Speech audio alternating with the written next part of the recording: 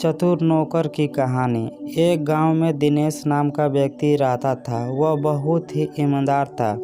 कुछ भी काम करने से पहले वह साधुओं को भोजन कराया करता था। उसका नौकर रामू बहुत ही चतुर था। वह हर काम को बहुत ही चतुराई से करता था, जिसे किसी को उस पर शक भी नहीं होता था। एक दिन की बात है, दिनेश बाजार गया और बाजार से खूब पके पके सेव को लेकर आया।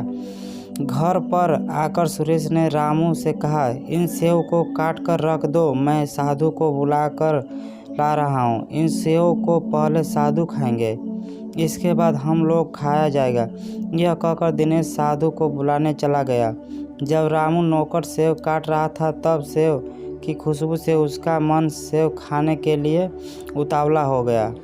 उसने धीरे से एक टुकड़ा उठाया और खा लिया। धीरे धीरे करके वह पूरा सेव खा गया।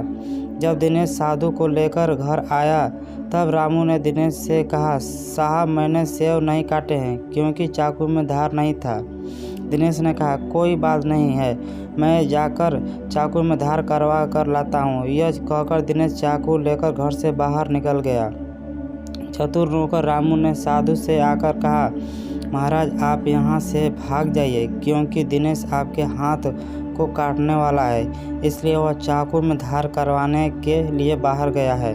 यह सुनकर साधु डर गया और घर से भाग गया।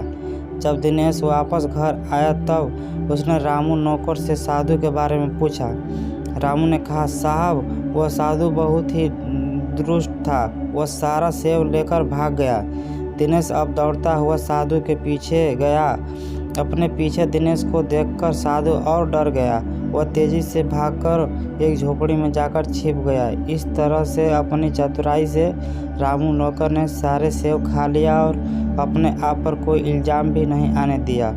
इस कहानी से हमें यही सीख मिलती है कि हमें आँख बंद करके किसी पर भरोसा नहीं करना चाहिए।